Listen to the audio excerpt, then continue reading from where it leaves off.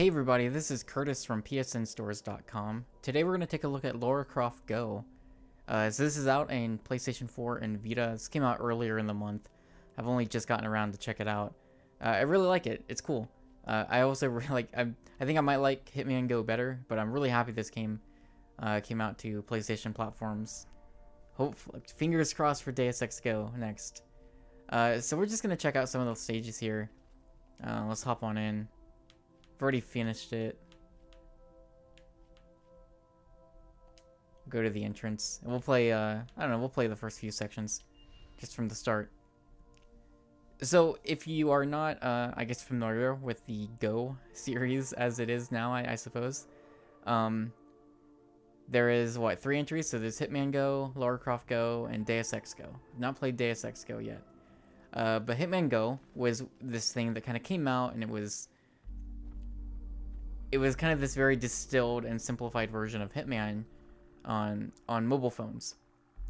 But what worked really well about it was it demonstrated just through very simplistic design that it understood what Hitman was about. And it got a lot of those, just what you would want from Hitman, I guess, in a very simplified version. And it was presented like a tabletop board game. And just from the art style, just like to every level taking place on a new board, it being turn-based, like it all just really worked. And it was a really clever and interesting puzzle game as well. So, you know, it worked super well, came out on phones, tablets, eventually it came to PlayStation platforms. And so shortly thereafter, you know, now Lara Croft Go, same team. Now this is a little bit different. It's, you know, gameplay-wise pretty similar, that it's turn-based and puzzle-based as well. But it's not presented as like a board game. So it still has this kind of simplistic style, which I think looks really nice. But it's, I think one of the things that I do kind of miss about it is I really liked the aesthetic of Hitman being a board game. So this is missing that, but at the same time, it's still a really solid puzzle game. So basically, you use the left analog stick to move. Right now, it's a very, very simple, just moving locations, not really any puzzles or anything. These glowing spots are the end of any given level. And then the right analog stick, you saw that cursor there. If there are hidden collectibles in some of the stages, or most of them, not every one, but most of them, at least like 2 or 3, and they are like vases, and so sometimes they'll be hidden like behind things, or sometimes it'll be in the background, like over here or something. And you can use the right analog stick to kind of hover over them with the cursor, and it'll break the vase open. You'll get some sort of collectible. And those are pretty cool. They're pretty well hidden. Some of them are like really difficult to see if you're not like looking and know where to look. So I like that.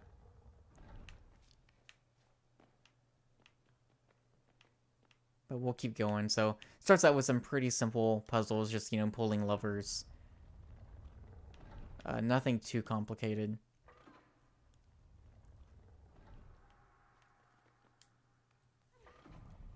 And so it's interesting, you know, one of the things that I thought worked really well for Hitman Go was every level had different challenges you can complete. And, you know, there was, collectibles aside, there was a lot of reasons to replay levels multiple times. Sometimes you need to get different challenges. And I thought that worked really well for that game. So Lara Croft takes a little bit of a different approach. I think ultimately where it succeeds is it is a very simplified and distilled version of a franchise that's kind of in long running, but ultimately I think this gets right, you know, some of the things you'd look for in a Tomb Raider or Lara Croft game. Maybe not as much as Hitman. I think maybe Hitman might lend itself a little better to a game like this, but this is still really fun, and I think it still is very well designed and works really well. So you're starting to see, you know, this game kind of takes its time introducing concepts to you. You got the levers we can pull. You've got these cracked areas that you can go over once, and you'll be fine. But if you go over a second time, they'll break. So you need to be a little careful there, whether it's on a wall or on the floor, because you don't want to fall through. So you know, you can do climbing, you can do all sorts of things that you would expect Lara Croft to do. It was kind of cool playing this game because I just recently finished Rise of the Tomb Raider, which I really, really liked a lot. So it was kind of neat playing a little bit more of a simplified version. So I screwed up, actually. So this is what happens. You go over a second time, it breaks, you fall. Should be careful. So we'll start again. And also, you know, I guess it should be said, you know, as games that were originally designed for phones or tablets, I think they, you know, at least so far, Hitman and Lara Croft have both controlled pretty well. You're kind of... These levels are, you know, it's an isometric viewpoint. And so sometimes it's easy to... Or at least in Hitman, one of my issues with it was Hitman, there would be times where the camera would shift in such a way that the direction that you were using with the left analog stick would kind of need to be changed. And so sometimes it was easy to accidentally hit a direction that you thought should work, but it would take you in a different... You'd hit like left and it would go down to the left, or like a weird thing like that, if that makes sense. This game is a little better about that. There are, you know, the camera does kind of move along with you, but it doesn't have like dramatic different angles like Hitman did, so it's a little better about that, I think, as far as playing on a controller is concerned.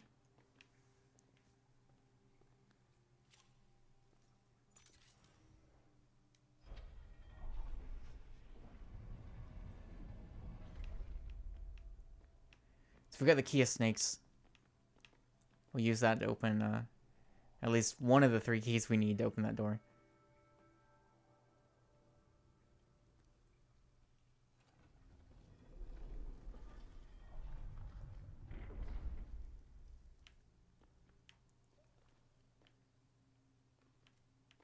Alright.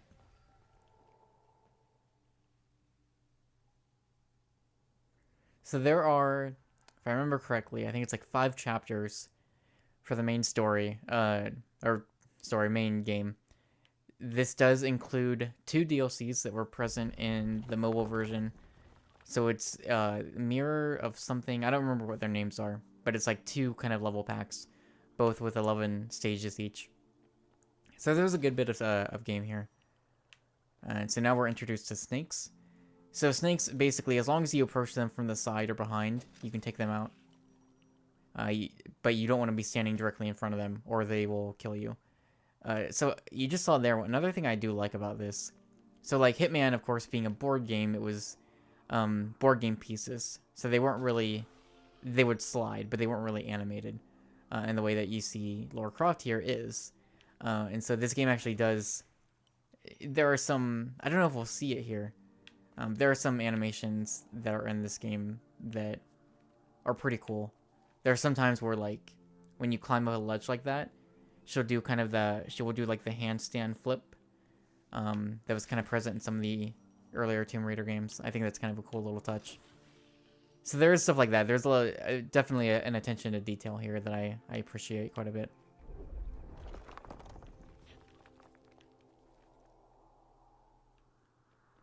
Alright, so let's see. We'll go here.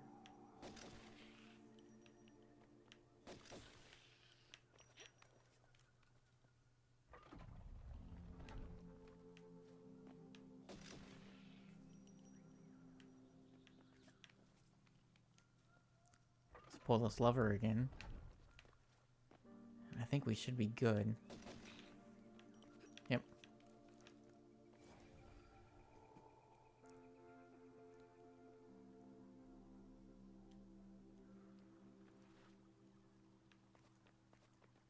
And, you know, eventually you get, there are some different weapons you can use. There are different enemy types. So, like, the snakes here, you just don't want to stand directly in front of them. That's kind of the key there.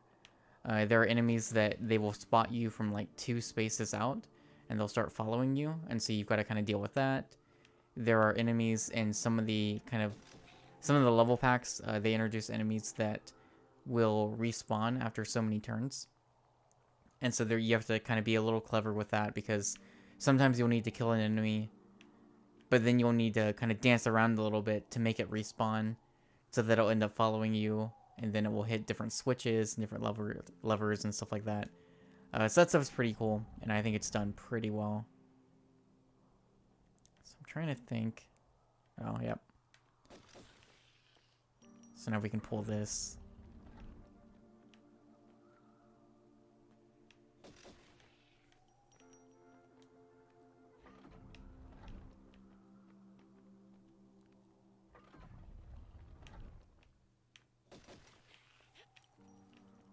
And the game does get, pretty difficult, especially when you get to the two stages, kind of the 2 level packs that were DLC on mobile devices, but are just included in the game if you buy it on PS4 or Vita. That stuff does get kind of hard. And I really like the second one, the one that's like the mirror world. That one's really cool, because that one has... it's mirrored, so there's like a second Lara Croft on the other side of this like other realm, and so you're controlling both of them at the same time, and so that introduces some pretty interesting puzzles too, that I like quite a bit.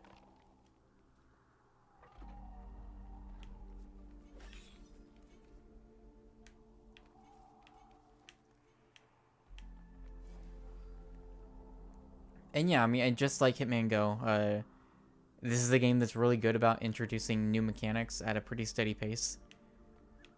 Things do start out pretty simple, which is fine, because again, it doesn't take very long for you to get to these saw blades, or to get to any number of other different mechanics that are in the game.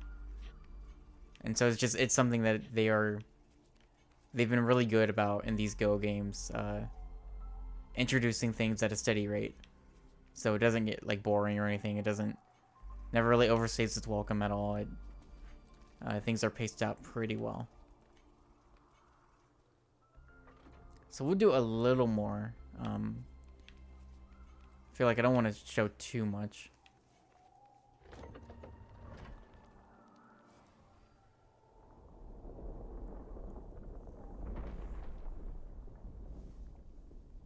This game does have a platinum, much like Hitman Go. It's not hard to acquire, really. It's mostly just collectible based, for the most part. And so I guess there's one other thing really that I do want to show, that I think is nice that it's there, but also just presentation wise, I really like how it's presented to you. So if you do screw up, you can restart the stage at any point. But if you're stuck, if you get deep into the game and you're on one of the later stages, and you just don't know what to do, and you just want to get through that stage, and get past it, you can use the hint. Now, what the hint does is it directly guides you. It tells you exactly what you need to do to get through the level. And so it's kind of cheating.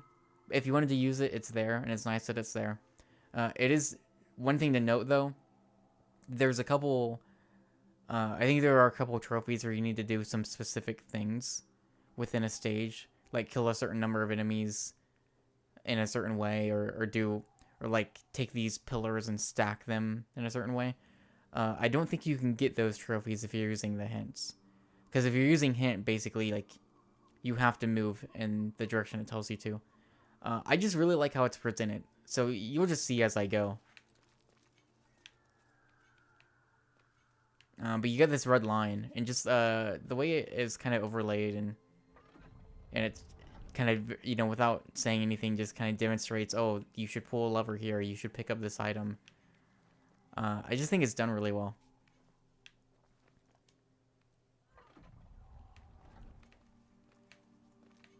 It's certainly one of the many things about these Go games that I have really enjoyed, is just the presentation. I think that stuff is done super, super well. And then you get to the next stage, and the hints are turned off again. So you have to, basically, anytime that you select to use the hint, you restart the stage at the beginning, and you just go through it like that. And so here we can already see there is one new thing. So we get this spear here. And so spears are something that you can use to throw from a distance to take out enemies that way if you need to. But that is Lara Croft Go. It is available now. It's $10 on PS4 and Vita. I do believe it is cross-buy, much like Hitman Go was. It's great. I really like it a lot. I think I might like Hitman Go a little bit better, but I think that's just because I think Hitman lends itself a little better to a game like this. But regardless, I think this game's great. I think it's really smartly designed, and I think it takes, some of the aspects that you would think of from a Tomb Raider game, and it works it pretty well into this really interesting turn-based puzzle game. I'm hoping to do a review of this. Hopefully that'll be up around the time this video goes live. And now I'm just really hoping they put Deus Ex Go out here soon. I think it took a little while for both Hitman and Lara Croft Go to come to PlayStation platforms, so hopefully Deus Ex Go hits a little quicker than that, but we'll see. So thank you for watching as always, and I will see you in the new year.